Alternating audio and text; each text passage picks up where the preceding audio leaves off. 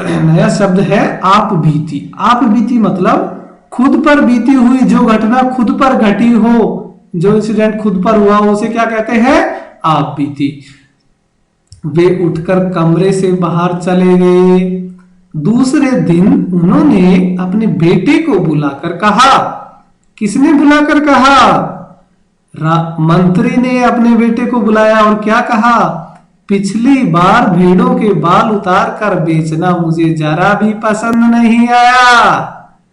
अब तुम दोबारा उन्हीं भेड़ों को लेकर जाओ, उनके साथ जो के 100 बोरे लेकर ही लौटना।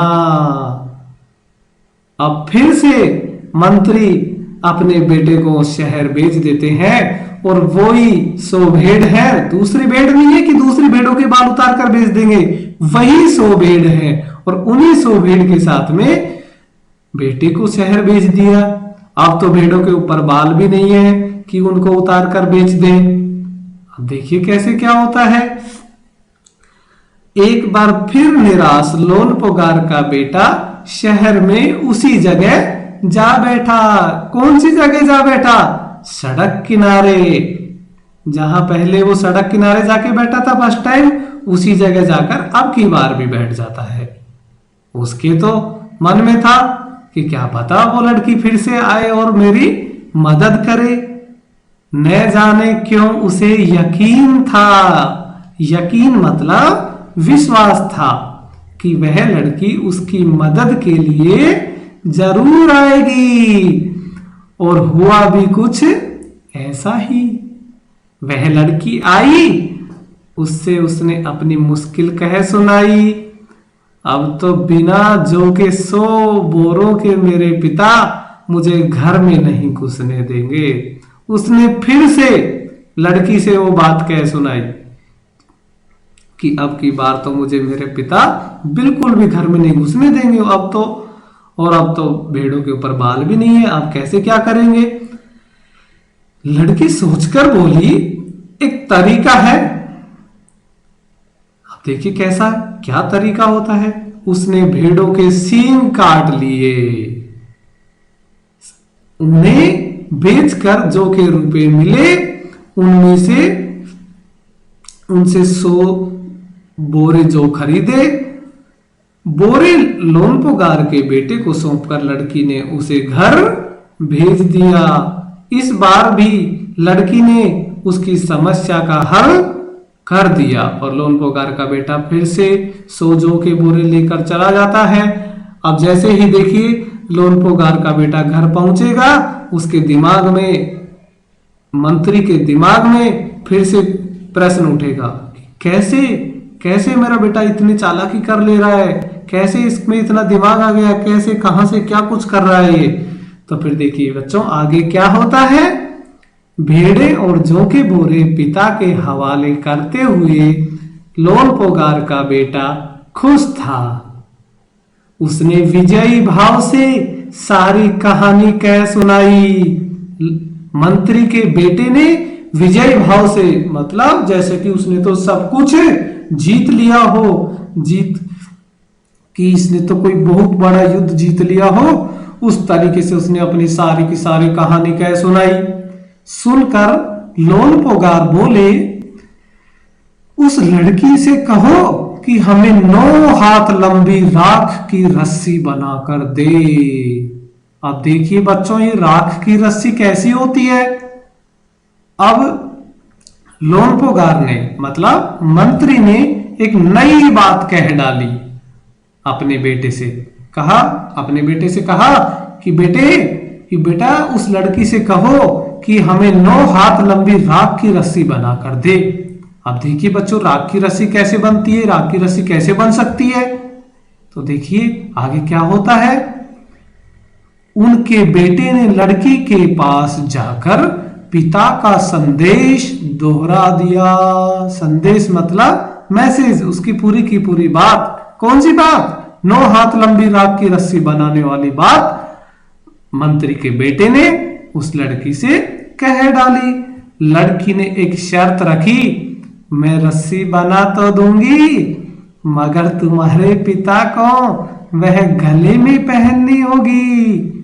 आप देखिए बच्चों, इधर से वो लड़की हाँ कर देती है और कहती है कि मैं 9 हाथ लंबी राख की रस्सी बना दूंगी, लेकिन तुम्हारे पिता को वो रस्सी गले में पहननी होगी। अब देखिए बच्चों, कैसे वो राख की रस्सी बनाएगी और कैसे फिर वो मंत्री उस रस्सी को गले में पहनेगा, ये तो बिल्कुल सोचनीय है। तो देखिए हम आगे अभी और पढ़ेंगे तो हमको पता चलेगा कि कैसे रस्सी बनेगी और कैसे क्या होता है। लोनपोगार ने सोचा, ऐसी रस्सी बनाना ही असंभव है। लोनपोगार ने यानी मंत्री ने तो इसलिए बोला था कि राख की रस्सी बनाना ही असंभव है, ऐसी रस्सी कहीं बन ही नहीं सकती है, इसलिए लड़की की शर्त मंजूर कर ली। अगले दिन लड़की ने 9 हाथ लंबी रस्सी ली, उसे पत्थर के रखा। ये देखिए बच्चों, ये आपको एक पत्थर दिखाई दे रहा है और ये क्या है? रस्सी। तो लड़की ने ये रस्सी ली और इस रस्सी को लेकर के पत्थर के ऊपर रख दिया। तो अब देखिए बच्चों, रस्सी का और पत्थर का क्या करती है, कैसे कैसे बनेगी रस्सी, अभी हम देखेंगे, आगे पढ़ेंगे। और जला दिया। तो देखो, लड़की ने 9 हाथ लंबी राख की रस्सी ली और जो ये पत्थर हमने देखा उसके ऊपर में रस्सी को रख दिया और 9 हाथ लंबी राख की रस्सी को पत्थर के ऊपर रखकर उसे जला दिया। तो बच्चों, ये क्या बन गया? राख की रस्सी। और वो भी पूरा कितनी लंबी बनी? 9 हाथ लंबी। तो देखिए बच्चों, रस्सी जल गई मगर रस्सी के आकार की राख बच गई। रस्सी जल तो गई, पत्थर के ऊपर रखी, रस्सी जल गई, लेकिन जिस शेप में रस्सी को रखी थी, जिस आकार में रस्सी को रखी थी, उसी आकार में वो जली और ऐसे के ऐसे रखी रही। लेकिन वो जल गई रस्सी, लेकिन वो माला बन गई। 9 हाथ लंबी राख की रस्सी की माला बन गई थी। अब देखिए उसको कैसे क्या पहना जाएगा कि नहीं पहना जाएगा, क्या होता है। मगर रस्सी के आकार की राख बच गई। इसे वह सिल समेत लोनपोगार के पास ले गई और उसे पहनने के लिए कहा। लोनपोगार रस्सी देखकर चकित रह गए। वे जानते थे कि राख की रस्सी को गले में पहनना तो दूर, उठाना भी मुश्किल है। देखिए बच्चों, राख की रस्सी को कैसे हम गले में पहन सकते हैं? हम तो उस रस्सी को, क्योंकि रस्सी किसकी थी? राख की। हम तो उसको जहां से उठाएंगे वहीं से हमें क्या उठाई देगा? हमारे हाथ में क्या आएगा पकड़ में? राख पकड़ में आएगी और रस्सी का शेप भी बिगड़ जाएगा, उसका आकार भी बिगड़ जाएगा। तो राख की रस्सी को कैसे गले में पहना जा सकता है? लोनपोगार रस्सी देखकर चकित रह गए। वे जानते थे कि राख की रस्सी को गले में पहनना तो दूर, उठाना भी मुश्किल है। हाथ लगाते ही वह टूट जाएगी। लड़की की समझदारी के सामने उनकी अपनी चालाकी धरी रह गई। बिना वक्त गंवाए लोनपोगार ने अपने बेटे की शादी का प्रस्ताव लड़की के सामने रख दिया। धूमधाम से उन दोनों की शादी हो गई। तो देखिए बच्चों, इस अध्याय से हमें क्या सीख मिलती है? इस अध्याय से हमें ये सीख मिलती है कि हमसे भी चालाक, हमसे भी चतुर इस देश में, दुनिया में बहुत है। हमें ही सर्वश्रेष्ठ ना समझे और हमें हर कोई काम, पूरा का पूरा काम समझदारी के साथ करना चाहिए।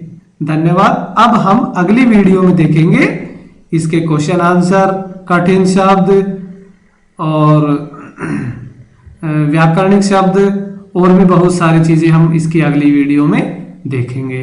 धन्यवाद। देखो शुरू हुई।